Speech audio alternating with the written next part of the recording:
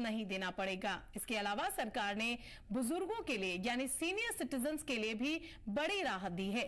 Tax discussion पर बुजुर्गों को राहत देते हुए 50,000 से बढ़ाकर 1 लाख किया गया है इसे। और इसके अलावा कस्टम टैक्स को लॉजिकल बनाएंगे। कस्टम टैक्स से टैरिफ हटेंगे, 7 टैरिफ हटेंगे। सरकार के इस ऐलान से जहां एक तरफ पूरे मुल्क के आम लोगों को फायदा होगा, वहीं दूसरी तरफ जम्मू कश्मीर के लोगों को भी इसका बेहद फायदा होने वाला है। In the new tax regime, I propose to revise tax rate structures as follows: 0 to 4 lakh rupees nil, 4.8 lakh rupees to 4 to 8 lakh rupees 5%, 8 to 12 lakh rupees 10%, 12 to 16 lakh rupees 15%, 16 to 20 lakh rupees 20%, 20 to 24 lakh rupees 25%, and above 24 lakh rupees 30%. To taxpayers up to 12 lakh of normal income other than special rate income such as capital gains. I read that again. To taxpayers up to 12 lakh of income other than special rate income such as capital gains, tax rebate is being provided in addition to the benefit due to slab rate reduction in such a manner that there is no tax payable by them. The total tax benefit of slab rate changes and rebate at different income levels can be illustrated with a few examples. Personal income tax reforms with special focus on middle class. Rationalization of TDS and TCS for easing difficulties. Encouraging voluntary compliance. Reducing compliance burden. Ease of doing business, employment and investment. I will come to my proposal on personal income tax towards the end. TDS and TCS, rationalization for easing difficulties. I propose to rationalize tax deduction at source, TDS, by reducing the number of rates and thresholds above which TDS is deducted. और उधर वजीर आजम नरेंद्र मोदी ने भी union budget को अवाम की उम्मीदों को पूरा करने वाला और तरक्की के इम्कानात को रोशन करने वाला बजट बताते हुए वजीर खजाना और उनकी टीम को मुबारकबाद पेश की। वजीर आजम ने कहा कि इस बजट में आम लोगों से पैसा लेने की बजाय उनकी आमदनी और बढ़ाने पर जोर दिया गया है। 140 करोड़ भारतीयों की आकांक्षाओं का बजट है। ये हर भारतीय के सपनों को पूरा करने वाला बजट है। हमने कई सेक्टर्स युवाओं के लिए खोल दिए हैं। सामान्य नागरिक विकसित भारत के मिशन को ड्राइव करने वाला है। ये बजट एक फोर्स मल्टीप्लायर है। ये बजट सेविंग्स को बढ़ाएगा, इन्वेस्टमेंट को बढ़ाएगा, कंजम्पशन को बढ़ाएगा और ग्रोथ को भी तेजी से बढ़ाएगा। निर्मला सीतारमण जी और उनकी पूरी टीम को इस जनता जनार्दन का बजट, पीपल्स का बजट, इसके लिए बहुत बहुत बधाई देता हूं। साथियों, आमतौर पर बजट का फोकस इस बात पर रहता है कि सरकार का खजाना कैसे भरेगा, लेकिन ये बजट उससे बिल्कुल उल्टा है। लेकिन ये बजट देश के नागरिकों की जेब कैसे भरेगी, देश के नागरिकों की बचत कैसे बढ़ेगी और देश के नागरिक विकास के भागीदार कैसे बनेंगे, ये बजट इसकी एक बहुत मजबूत नींव रखता है। तो आपको बता दें कि मरकजी बजट में 2025-26 माली साल में मरकजी हुकूमत ने जम्मू कश्मीर के लिए 41,000 7 करोड़ रुपए देने की तजवीज पेश की है। बता दें कि पिछले बजट में जम्मू कश्मीर को माली इमदाद के लिए 42,277.74 करोड़ रुपए दिए गए थे, रखे गए थे। बजट दस्तावेज के मुताबिक जम्मू कश्मीर के लिए मरकजी इमदाद में कोई इजाफा नहीं किया गया है। इनमें से 40,619.30 करोड़ रुपए जम्मू कश्मीर में वसाइल के फर्क को पूरा करने के लिए रखे गए हैं, जबकि बुनियादी ढांचे के मंसूबों में रिसोर्सेज डिफिसिट के फर्क को पूरा करने के लिए 101.77 करोड़ रुपए की तजवीज है। इसके अलावा मरकज की तरफ से ग्रांट के तौर पर 269 करोड़ रुपए यूटी डिजास्टर रिस्पांस फंड में देने की तजवीज दी गई है। यूनियन बजट में जम्मू कश्मीर यूटी के लिए 9325 करोड़ रुपए मुख्तब किए गए हैं। इनमें से 8897.72 करोड़ रुपए महसूलात और करीबन 428 करोड़ रुपए कैपिटल इक्सारात के लिए रखे गए हैं। बजट में ये इंतजामात जम्मू कश्मीर पुलिस के इंतजामी अखराजात को पूरा करने के लिए किए गए हैं। और आपको बता दें कि 2024-25 से जम्मू कश्मीर पुलिस का बजट मरकजी बजट का अहम हिस्सा रहा है।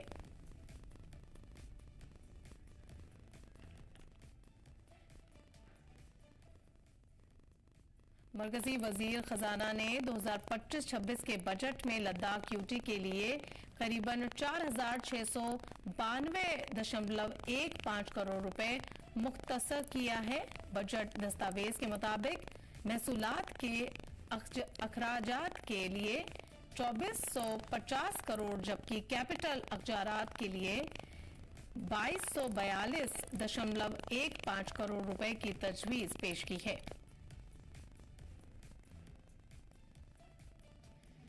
इस बार के यूनियन बजट में वजीर खजाना ने बिहार को कई सौगात दी हैं। बजट में बिहार के लिए 20,000 करोड़ के पैकेज का ऐलान किया गया है। ग्रीनफील्ड जोन बनाने के साथ बिहार में 3 एयरपोर्ट्स बनाए जाएंगे और इसके अलावा पटना एयरपोर्ट को मजीद तौसीए देने का भी ऐलान किया गया है। साथ ही बिहार में मखाना बोर्ड कायम करने का भी ऐलान हुआ है। Greenfield airports will be facilitated in Bihar to meet the future needs of the state. These will be in addition to the expansion of the capacity of Patna Airport and a brownfield airport in Beta. Makhana board in Bihar. For this, there is a special opportunity for the people of Bihar. A Makhana board will be established in the state to improve production, processing, value addition, and marketing of Makhana. The people engaged in these activities will be organized into FPOs. The board will provide hand-holding and training support to Makhana farmers and will also work to ensure they receive the benefits of all relevant government schemes. और parliament में budget पेश करते हुए वजीर खजाना निर्मला सीतारमण ने मुल्क में सयाहत को फरोग देने पर जोर दिया और कई बड़े ऐलान किए। इस मौके पर वजीर खजाना ने कहा कि सयाहत में रोजगार के लिए मौके पैदा किए जाएंगे, साथ ही टूरिज्म सेक्टर में नए चैलेंजेस को दूर किया जाएगा।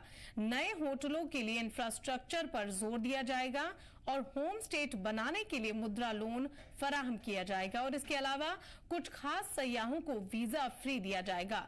सयाहों के लिए ई वीजा की सहूलत भी फराहम की जाएगी और नेशनल जियो स्पेंशन कमीशन नाफिज किया जाएगा और इसके साथ ही म्यूजियम्स को जियो मिशन के से जोड़ेंगे और प्राइवेट सेक्टर के लिए पीएम गति शक्ति स्कीम लॉन्च की जाएगी, जिससे प्राइवेट सेक्टर के लोगों को बड़ी राहत मिलेगी। साथ ही कल्चरल और रिलीजियस टूरिज्म पर सरकार ने खास तवज्जो देने का ऐलान किया है। टूरिस्ट सेक्टर के लिए बजट 2025 में सरकार ने इस नए ऐलान से जम्मू कश्मीर को बड़ा फायदा पहुंचाने की बात कही है, क्योंकि जम्मू कश्मीर मुल्क का अहम टूरिस्ट हब है, जहां की बड़ी आबादी इस सेक्टर पर डिपेंड करती है। Tourism for employment-led growth.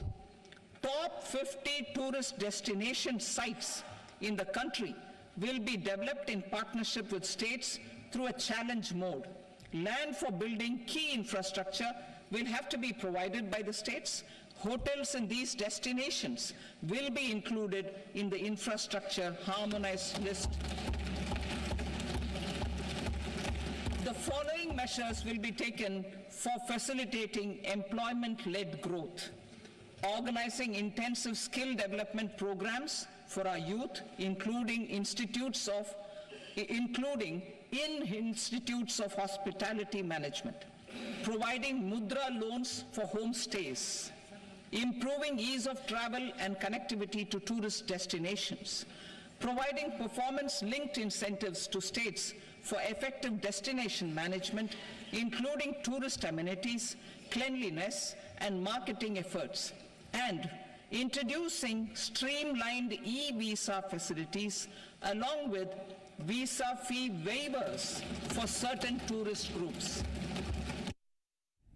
और यही नहीं, पार्लियामेंट में बजट पेश करते हुए मरकजी वजीर खजाना निर्मला सीतारमण ने एजुकेशन पर भी जोर दिया है और कहा है कि सरकार प्राइमरी स्कूलों में ब्रॉडबैंड सर्विस फराहम करेगी।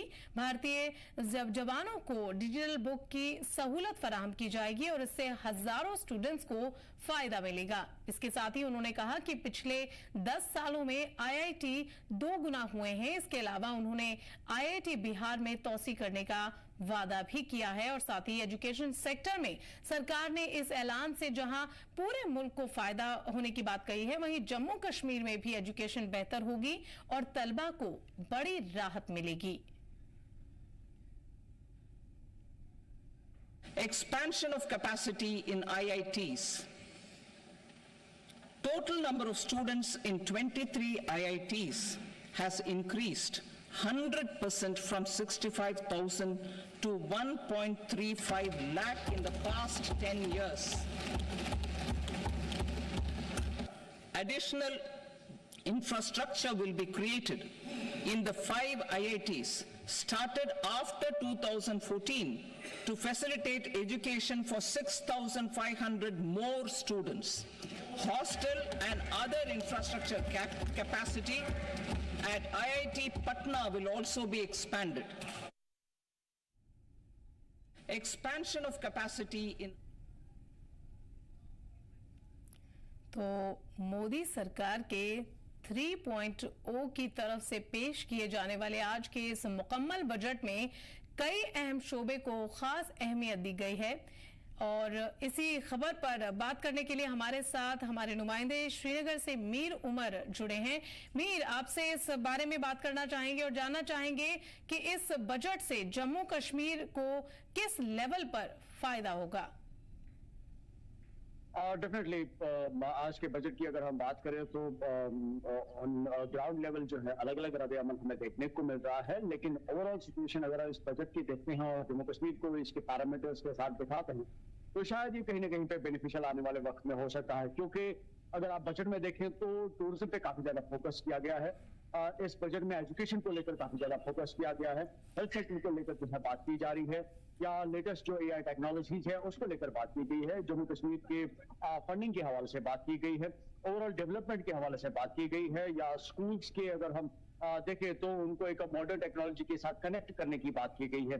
तो ये कुछ अहम चीजें हैं जो जम्मू कश्मीर के साथ वाबस्ता है और इन सभी चीजों को लेकर एक देरी ना वक्त से जो है मांग रही है कि इन सभी चीजों में जो है हमें डेवलपमेंट देखने को मिलनी चाहिए। और जिस तरह से आज बजट में इन सभी पहलुओं को मद्देनजर रख के निर्मला सीतारमण ने जो है अपनी तरफ से ब्रीफिंग की है, उससे आने वाले वक्त में डेफिनेटली ये हो सकता है कि जिस तरह से एक्सपेक्टेशंस जम्मू कश्मीर की आवाम के इस बजट के साथ जुड़ी हुई हैं वो डेफिनेटली किसी हद तक जो है वो पॉसिबल हो सकती है। लेकिन अलग अलग जिस तरह से मैं अभी कह रहा था कि अलग अलग जो लोग हैं यहाँ पे उनकी जो रिप्रेजेंटेशंस है उनकी तरफ से जो रद्द अमल देखने को मिल रहा है वो एक अलग पहलू है, लेकिन उनका मानना है कि इस बजट में कुछ ऐसी भी चीजें होनी चाहिए थी जहाँ पे हम यहाँ के जो डेलीवेजर्स है या कैजुअल लेबर्स है उनके वेलफेयर के हवाले से भी कुछ नहीं लेकिन मेडिकल सेक्टर में जी मीर, लेकिन जिस तरीके से मेडिकल सेक्टर में बदलाव किए गए हैं और कैंसर की 36 दवाएं जो है वो सस्ती की गई हैं, इससे कहीं ना कहीं पूरे मुल्क के साथ जम्मू कश्मीर के लोगों को भी बराबर इसका फायदा हासिल हो सकेगा। अनडाउटेडली इसमें कोई शक नहीं है। इनफैक्ट मैंने आपके तक एक बाइट भी पहुंचाई है जो कि लोगों की यहाँ पे तर्जुमानी करते हैं, तारिक घानी, उनका भी मानना है कि जो यहाँ पे हेल्थ सेक्टर है कहीं ना कहीं पे वो अभी काफी ज्यादा एक्सपेंसिव है as compare to other parts of the country, अगर हम देखें, क्योंकि ज्यादातर जो लोग हैं वो सरकारी अस्पतालों में जो है इलाज कराना ज्यादा प्रेफर करते हैं, क्योंकि एक ट्रस्ट है, एक भरोसा है कि उनको एक बेहतर इलाज जो है वहां पे मिल सकता है। लेकिन बेहतर इलाज के साथ वहां पे मुआवजा की भी जरूरत है, यानी कि अद्वियात की भी जरूरत है। लेकिन अक्सर ये शिकायत लोगों की तरफ से मिलती रहती है कि जो अस्पतालों में अद्वियात होनी चाहिए उनकी अक्सर जो है फराहमी अवेलेबल नहीं होती है, जिसकी वजह से उनको बाहर मार्केट्स में जो है वही दवाइयां खरीदनी पड़ती हैं जो कि सरकारी अस्पताल में मौजूद होनी चाहिए। तो उनका मानना है कि पर्टिकुलर एक डिजीज या एक एलिमेंट को लेकर जो है सरकार ने जिस तरह से ये एक इकदाम उठाया है, उसी तरह से हर एक मेडिसिन को लेकर जो खासतौर पर सरकारी अस्पतालों में इस्तेमाल किया जाता है उसकी वाफिर मिकदार जो है वो वहां पे अवेलेबल होनी चाहिए। तो ओवरऑल लेवल पे जो हेल्थ सेक्टर है उसको और ज्यादा मजीद डेवलप करने की या उसके लिए और जो अमाउंट ऑफ एलोकेशन है उसको बढ़ाने की काफी ज्यादा जरूरत है, ताकि खासतौर पर अगर हमने इस बजट को देखा तो आपने देखा होगा कि ये ज्यादा मिडिल क्लास जो एक हमारा जो एक वर्ग है पूरे मुल्क का, उसके लिए काफी ज्यादा बेनिफिशियल है। और जब हम सरकारी अस्पताल की बात करते हैं तो यूजुअली जो मिडिल क्लास के लोग जो है वो ज्यादातर हर अस्पतालों का रुख करते हैं, सरकारी अस्पतालों की यहाँ पे हम बात कर रहे हैं, तो उनके लिए इस तरह की जो फैसिलिटी है होना बहुत ज्यादा जरूरी है। इनफैक्ट यहाँ पे हमारे पास गोल्डन कार्ड भी है, उसमें कोई शक नहीं है। लेकिन अगर हम अद्वियात की बात करते हैं या टेस्ट की बात करते हैं, जो मेडिकल जो प्रोसीजर्स में टेस्ट होते हैं वो काफी ज्यादा एक्सपेंसिव रहते हैं। तो ऐसे रिप्रेजेंटेटिव्स का जो समाज को रिप्रेजेंट करते हैं उनका मानना है कि हेल्थ सेक्टर में और ज्यादा कई चीजों को अपलिफ्ट या अपग्रेड करने की जरूरत है, और बजट एक ऐसा फ्रेमवर्क होता है जहां पे इन सभी चीजों को आइडेंटिफाई और रेक्टिफाई करने के लिए प्रपोजल्स दिए जाते हैं। तो आज के इस बजट में जहां पे एक पर्टिकुलर डिजीज के बारे में बात की गई है, वहीं पे आवाम का ये भी मानना है कि जो मल्टीपल जो एलिमेंट्स है या उससे रिलेटेड जो ड्रग्स है या मेडिसिन है उनकी भी फराहमी के लिए जो अस्पतालों का जो इंफ्रास्ट्रक्चर है हेल्थ सेक्टर का उसमें और ज्यादा बढ़ोतरी मिलनी चाहिए। जी हमारे साथ ही बिल्कुल सही कहा आपने मीर, और आगे हमारे साथ इस पे बात करने के लिए जम्मू से ख्वाहिश पटियार भी जुड़े हैं। ख्वाहिश, आपसे जानना चाहेंगे कि इस मुकम्मल बजट में कई अहम शोबे को खास अहमियत दी गई है, तो क्या ये माना जाए कि ये बजट आम लोगों का, गरीब लोगों का, महिलाओं का बजट है? जी बिल्कुल, क्योंकि अगर हम बजट के ओवरऑल अगर हम उसको ओवरलुक करें तो बड़ी सारी चीजें जो हैं वो पता चलता है कि वो देश की आम जनता को जो है वो कैटर करने के लिए उसी नीति से बनाई गई है। अगर हम महिलाओं की बात करें, महिलाओं को एंटरप्रेन्योर बनाने के लिए उनको जो फंड्स जो हैं देने के लिए एक बहुत बड़ा एक कह सकते हैं फंड्स का एक सेक्शन रखा गया है। उसके अलावा अगर हम बात करें जिस तरह से मिडिल क्लास के लिए जो कह सकते हैं कि आप टैक्स स्लैब जो है उसमें उसको काफी कम किया गया है, यानी कि उनकी काफी बचत हो सकती है, उसके बारे में ख्याल रखा गया है। इंडस्ट्रीज के बारे में ख्याल रखा गया है। कोशिश ये की गई है कि ये जो बजट है कहीं ना कहीं ये प्रधानमंत्री नरेंद्र मोदी के जो तीसरी बार उन्होंने चुनाव लड़ा और जीता, और जो वायदे थे बहुत हद तक इस तरह से बजट से जो है वो पूरे किए जा सकें, और एक जनता जो है एक उम्मीद लगाता है कि केंद्र क्या देगी, चाहे वो रेलवे की बात करें, चाहे वो एयरवे की बात करें या रोड इंफ्रास्ट्रक्चर की बात करें, वो तो हम सभी देख रहे हैं पिछले कई सालों से उस पर सरकार बहुत बढ़िया तरीके से काम कर रही है। हर चीज को जो है वो डेवलप किया जा रहा है। पहले जो चीजें नहीं होती थी वो चीजें की जा रही हैं, तो पता चल रहा है कि गवर्नमेंट बहुत ज्यादा कंसर्न है इंफ्रास्ट्रक्चर को लेकर। वहीं इंफ्रास्ट्रक्चर से ही जॉब्स क्रिएशन को भी बढ़ावा देने की जो है वो सरकार उस मुहिम में भी रहती है। हमें बहुत सारी चीजें दिख रही हैं, और खासतौर पर गवर्नमेंट का ये भी फोकस है जो हमारा पढ़ा लिखा युवा यहाँ से बाहर विदेशों में नौकरियां करने के लिए जाता है, एक बेहतर भविष्य की तलाश के लिए जाता है, वो हम यहाँ पर एक ऐसा सिस्टम, एक ऐसा माहौल बनाए या उन चीजों की तरफ आगे बढ़े ताकि वो हमारा युवा जो है वो यहीं पर ही रहे, कहीं अपनी जो पढ़ाई लिखाई है वो उसका फायदा वो ले सके, और बड़ी बात है उसे अपने परिवार से दूर ना होना पड़े, चाहे वो युवतियां हैं, युवक हैं। ये इस चीज को लिखा गया है। इसी को लेकर अगर हम टूरिज्म की बात करें, वो टूरिज्म डेस्टिनेशंस को बड़ा डेवलप करने की बात कर रहे हैं। वो अगर हम हेल्थ एजुकेशन की बात करें या हेल्थ इंफ्रास्ट्रक्चर की बात करें, नए नए हॉस्पिटल्स की बात करें, वो उसको बढ़ावा देने की बात कर रहे हैं। सीट्स जो है वो बहुत ज्यादा वो आप कह सकते हैं बढ़ रही है, तो उसका भी फायदा मिलेगा। उसके अलावा अगर हम नॉर्थ ईस्ट की बात करें, नॉर्थ की बात करें, ख्वाहिश इसमें मेडिकल टूरिज्म को लेकर भी बात कही गई है, तो जानना चाहेंगे कि क्यों बढ़ रहा है मेडिकल टूरिज्म का जो ट्रेंड है वो क्यों बढ़ रहा है, और इस पर फोकस किया गया है इस बार के बजट में, तो इस पर आपसे जानना चाहेंगे। जी बिल्कुल, क्योंकि अगर हम बात करें भारत के कुछ ही ऐसे प्रदेश हैं जहां पर मेडिकल सुविधाएं बहुत उच्च स्तर की मिलती हैं, और वहां पर उन इंस्टीट्यूशंस के ऊपर लोगों का बहुत ज्यादा जो है वो एक विश्वास सा बना हुआ है। ऐसे में अगर हम बात करें तो ऐसी जगहों पर लोग जाकर के इलाज कराना प्रेफर करते हैं। तो गवर्नमेंट चाहती है कि अगर वो एक सेक्शन जो है मेडिकल इंफ्रास्ट्रक्चर का बहुत बढ़िया काम कर रहा है, तो वो हर जगह के लोग वहां पहुंच जाएं, तो वहां पर बहुत ज्यादा मुश्किलात आएंगी। इसलिए वो चाहते हैं कि जो मेडिकल का सेक्टर है उसमें अलग अलग जगहों पर हम अच्छा इंफ्रास्ट्रक्चर तैयार कर दें। हमने एम्स का देखा, एम्स का उसी की में एक कड़ी है कि अलग अलग जगह एम्स बनाए जा रहे हैं। जम्मू कश्मीर में 2 एम्स हैं, एक अवंतीपुरा में बनके तैयार होने वाला है जल्दी, जम्मू कश्मीर के विजयपुर में तो चल ही रहा है, जम्मू के विजयपुर में। तो इस तरह से जो इंस्टीट्यूशन है वो बढ़ाए जाए, ताकि लोगों को तो दूसरी जगह आप कह सकते हैं कि मेडिकल ट्रैवल करना पड़ता है उनको बेटर ट्रीटमेंट के लिए, वो ना करना पड़े। और विदेशों में भी बड़े सारे लोग जाते हैं आज तो अच्छे जिनकी संपत्ति अच्छी है वो ये कोशिश करते हैं कि वो विदेशों में जाके अपना उपचार कराएं बजाय भारत के। लेकिन अगर वही साउथ कंट्रीज की बात करें, उन कंट्रीज के लोगों को देखिए तो भारत में आकर ट्रीटमेंट करवाते हैं। तो ये कुछ चीजें हैं तो भारत की वो हेल्थ आप कह सकते हैं कि पूरी एक सिस्टम पे बहुत ज्यादा बिलीव करते हैं। कहीं ना कहीं हेल्थ सेक्टर को फरोग देने के लिए इस तरीके के ऐलान किए गए हैं और मेडिकल टूरिज्म की बात कही गई है। बहुत बहुत शुक्रिया ख्वाहिश आपका इस पूरी जानकारी के लिए। मीर उमर आपका भी बहुत बहुत शुक्रिया हमारे साथ जुड़ने के लिए। मोदी सरकार का 3.0 की तरफ से पेश किया जाने वाला आज का ये मुकम्मल बजट कई अहम शोबों में खास अहमियत दी गई है इसमें, और इसी कड़ी में मेडिकल सेक्टर को भी खास अहमियत दी गई है और लोगों को बड़ी राहत दी गई है। वजीर खजाना निर्मला सीतारमण ने इस बजट को पेश करते हुए बताना चाहेंगे कि ये भी ऐलान किया कि हर जिले में कैंसर अस्पताल और हर 3 साल में हर जिले में कैंसर सेंटर्स बनाए जाएंगे। हेल्थ स्कीम को मजीद बढ़ाया जाएगा, AI के एक्सीलेंस सेंटर्स भी बनाए जाएंगे। तो कुल मिलाकर इस बजट में कई ऐसे बड़े ऐलान किए गए हैं जो मिडिल क्लास से सीधे तौर पर कनेक्ट करते हैं। फिलहाल इस बुलेटिन में इतना ही। जम्मू कश्मीर की